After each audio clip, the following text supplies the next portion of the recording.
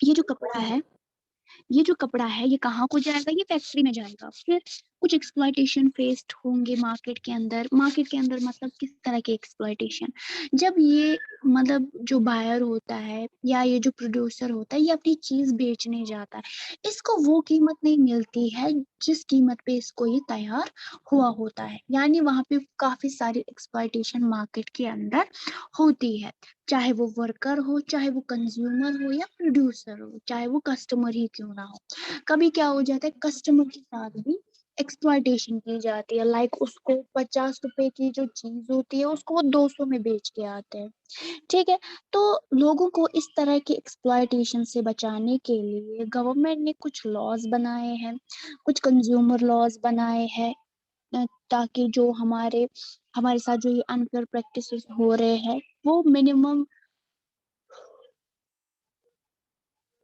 Level पे हो market के अंदर। ठीक है, so let us take a common, जैसे कि मार्केट की सिचुएशन होती है वो काफी मतलब कॉमन होती है जहाँ पे लॉ काफी इम्पोर्टेंट होता है।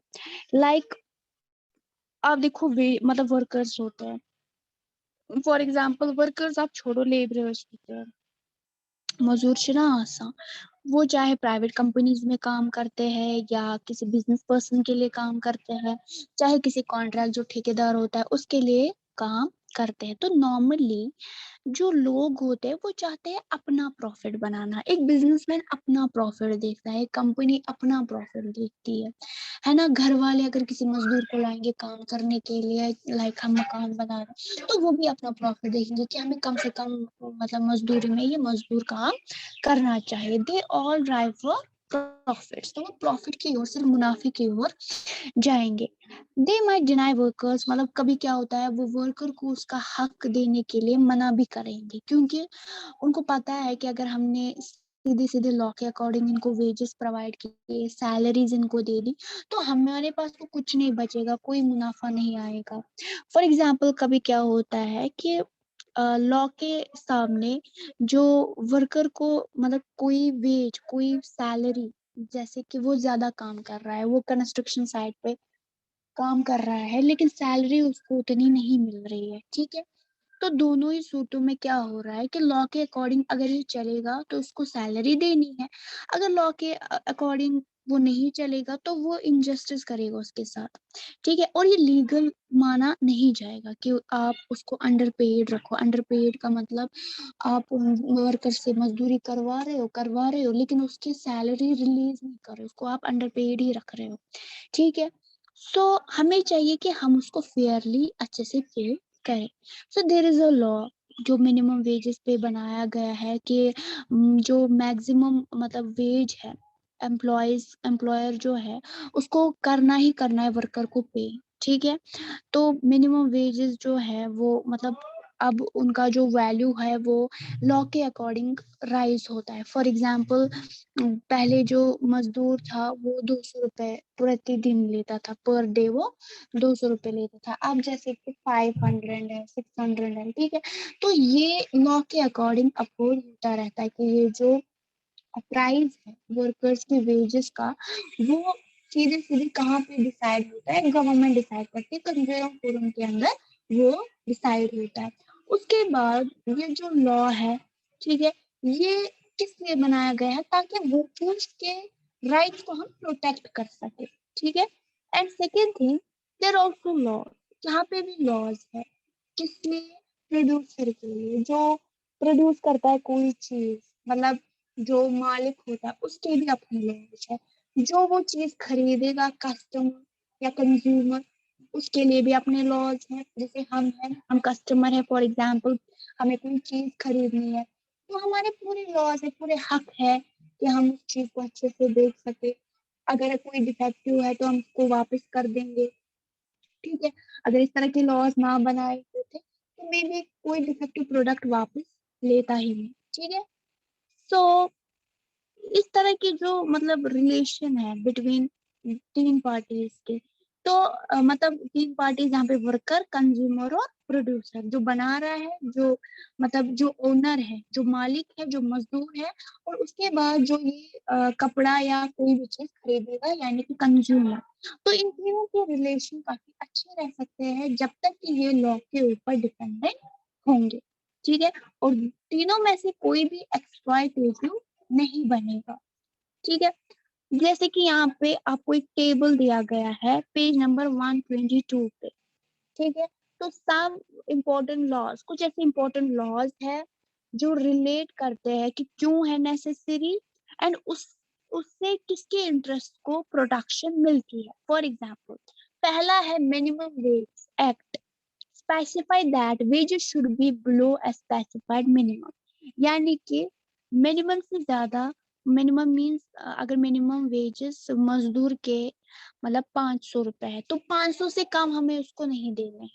अगर हम 500 से ज्यादा ही देंगे तो बेहतरी होगी, अगर नहीं दे सकते हैं तो 500 से कम भी उसको नहीं देना है। व्हाई इट इज नेसेसरी, ये सारा ये लॉ क्यों जरूरी है?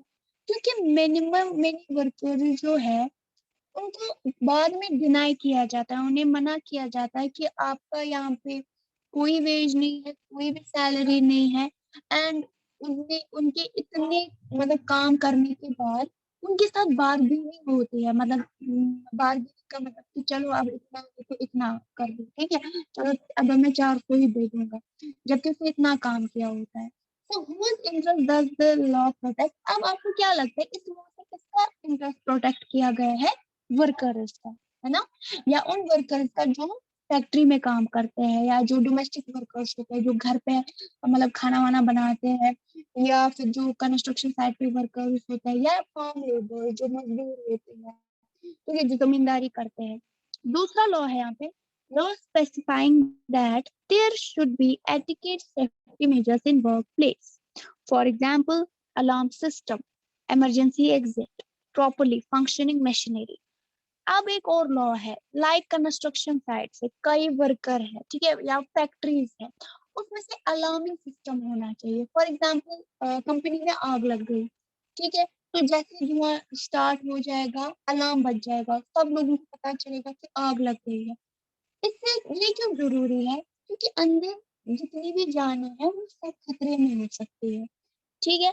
तो 100% पहले जो वर्कर होगा या जो प्रोड्यूसर होगा जिसकी वो कंपनी होगी, उसको पहले इस तरह की फंक्शनिंग मशीनरी रखनी है ताकि किसी की जान को भी खतरा ना हो। अब किनका इंटरेस्ट यहाँ पे प्रमोट किया गया है? सबका, चाहे वो प्रोड्यूसर हो या फिर लेबरर हो, दोनों का इंटरेस्ट यहाँ पे ये वाला लॉ प्रोटेक्ट करता है, क्योंकि दोनों को खतरा है, ठीक है। तब बढ़ते हैं तीसरे लॉ की तरफ। Law requiring that the quality of good meet certain prescribed standards. For example, electrical appliances have to meet safety standards. दूसरा लॉ ये है कि अगर आप कोई चीज बना रहे हो तो वो खतरे वाली चीज से बनाने, मतलब आप स्विच बना रहे हो, ठीक है, आप फैन बना रहे हो, अगर आपने उसमें ऐसा सिस्टम लगाया कि लोग अगर उसको टच करेंगे तो उसको करंट लगेगा, इसका मतलब उसने सेफ्टी मेजर, इसका मतलब उसको उस स्टैंडर्ड में नहीं बनाया गया है कि वो आगे से कोई भी खतरा नहीं देगा, ठीक है। फॉर एग्जाम्पल आप स्विच लाते हो घर पे, आपके स्विच लाते हो उसके ऊपर वो प्लास्टिक की कवरिंग होती है, अगर वो स्विच प्लास्टिक का नहीं होता ऐसे ही होता तो आपको करंट लग सकता है ना। तो वो जो स्विच बनाने वाले हैं उसको पूरा ख्याल रखना है कि मैं जो ये बना रहा हूँ ये मैं सेफ्टी के लिए बना रहा हूँ, ठीक है। व्हाई इज इट नेसेसरी, ये नेसेसरी क्यों है?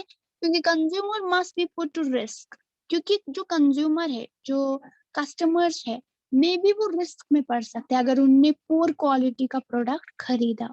कभी क्या होता है, कंपनी क्या करती है अपना मुनाफा निकालने के लिए वो 100 रुपए की चीज तैयार करती है, लेकिन जबकि मटेरियल उसमें 25 पैसे का लगा होता है, ठीक है।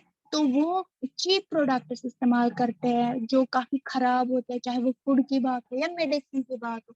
मेडिसिन दवाइयाँ ऐसी बनाते हैं जो मतलब तैयार होती है काफी कम पैसों में, लेकिन उसमें रिस्क होता है, ठीक है। तो किसका यहाँ पे इंटरेस्ट प्रोटेक्ट किया जाता है? मतलब पेशेंट्स का, हम लोगों का, कंज्यूमर्स का। जो कॉमन पीपल है उनका, है ना। Then law requiring that the prices of essential goods are not high, for example sugar, kerosene, food grain। दूसरा लॉ ये है कि ये जो रिसोर्सेज है या कुछ ऐसी कमोडिटी है जिसका वैल्यू सिर्फ गवर्नमेंट ही चढ़ा सकती है, जैसे कि कैरोसिन, ठीक है, घर पे हम लोग मिट्टी का तेल इस्तेमाल करते हैं, या तुमुल्स ना खसान रेट ना खसान, वो खुद गवर्नमेंट करता है, ठीक है, या खंडर खसान रेट, ठीक है। अब ये नेसेसरी क्यों है? देखो, अगर लोगों के हाथ में होता, लॉ के मुताबिक अगर लोग ही बनाते, तो वो इतनी रेट हाई करते कि लोग भूखे मर जाते। यहाँ पे ये किसका इंटरेस्ट प्रोटेक्ट कर रहे हैं? यहाँ पे ये कॉमन पीपल्स का इंटरेस्ट प्रोटेक्ट कर रहे हैं। समझ आया? लोगों का इंटरेस्ट प्रोटेक्ट कर रहे हैं, ताकि जो कंज्यूमर है उसको कोई परेशानी ना हो।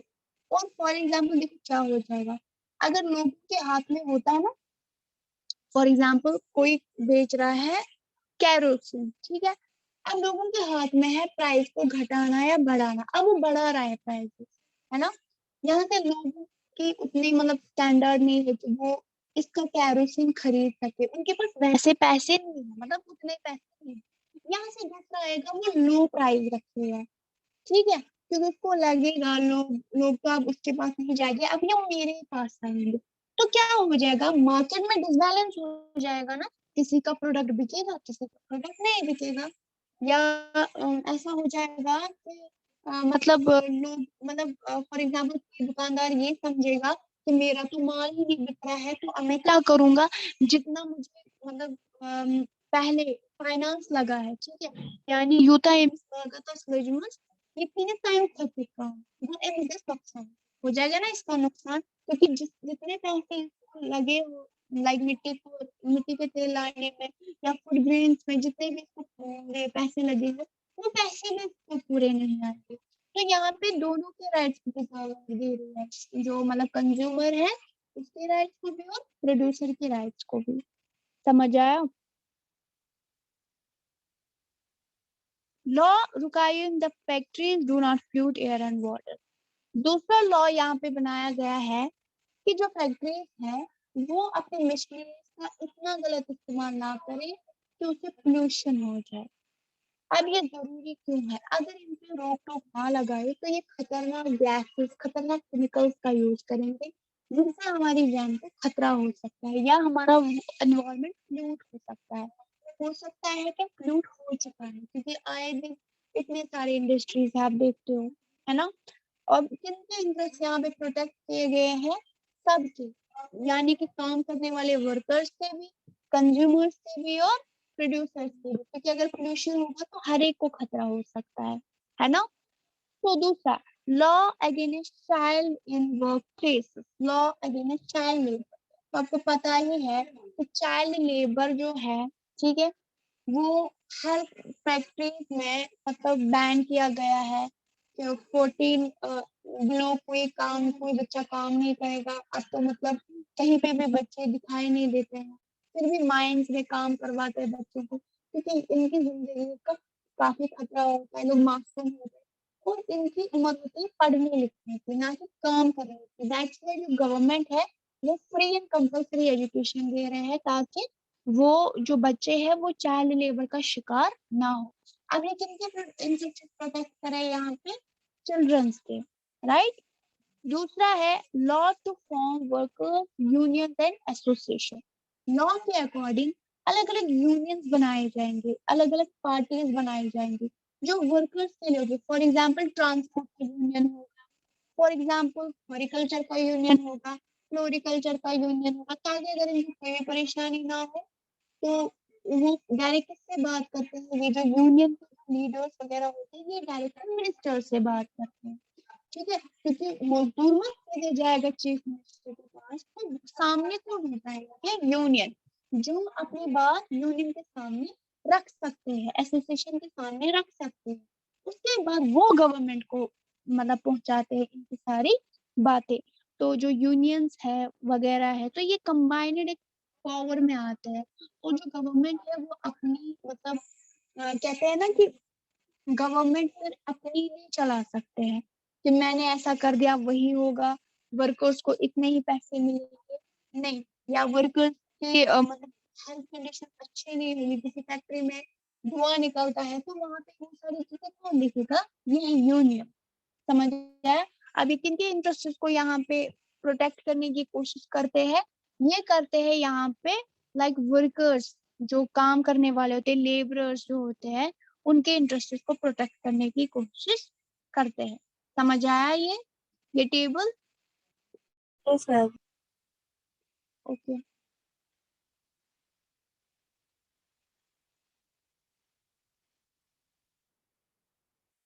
यहाँ तक कोई क्वेश्चन है? No ma'am. लेकिन देखो अभी क्या होगा, अभी हमने पढ़ा इतने सारे लॉज, है ना, लेकिन कभी ऐसा होता है कि लॉ बनाना ही काफी नहीं होता है। गवर्नमेंट जो है वो लॉ को इम्प्लीमेंट कर रहे हैं, इसका मतलब लॉ को एनफोर्स भी, उनको लागू भी करवाना जरूरी है। और जो लागू होने के बाद भी स्टिल वो गलतियां करेंगे, उनको पनिश करना भी जरूरी है। ठीक है, यानी लॉ बनाया गया, ठीक है, लेकिन उस लॉ को फिर प्रोटेक्शन भी मिलनी चाहिए। ठीक है, वो सही से हो रहा है या नहीं हो रहा है, ठीक है, वीक तो नहीं है, स्ट्रॉन्ग है या नहीं, तो हर एक श्योरिटी होनी चाहिए, जैसे कि हर एक वर्कर जो है उसको अच्छे से फेयर वेजेस मिलने चाहिए। ठीक है, और जो मतलब ये फैक्ट्री साइट्स है, वहां पे आए दिन इंस्पेक्शन होना चाहिए, गवर्नमेंट के थ्रू अलग अलग ऑफिसर्स वहां जाने चाहिए, देखना चाहिए कौन लॉ पे काम करता है, लॉ के अकॉर्डिंग काम करता है, बच्चे से काम पे नहीं करवाता है। ठीक है, तो जहाँ पे उनको लगे कि वर्कर्स पुअर है, पावरलेस है, या उनको मतलब अपने फ्यूचर की टेंशन है, ठीक है, तो एम्प्लॉयज को वहां पे मतलब पूरी तरह उनको फेयर वेज देने का ऑर्डर मिलना चाहिए कि ये जो लॉ है आपको लॉ के अकॉर्डिंग तनख्वाह देनी ही देनी है। कभी क्या करते हैं वर्कर्स, वो डर के मारे बोल ही नहीं पाते, क्योंकि उनको लगता है अगर हमने बोला तो जो बचा कुछ पैसा मिल रहा है वो भी नहीं मिलेगा। तो ये इस तरह का जो डर होना चाहिए, ये एलिमिनेट होना चाहिए, वर्कर अपने आप में पावरफुल फील करना चाहिए। समझ आया?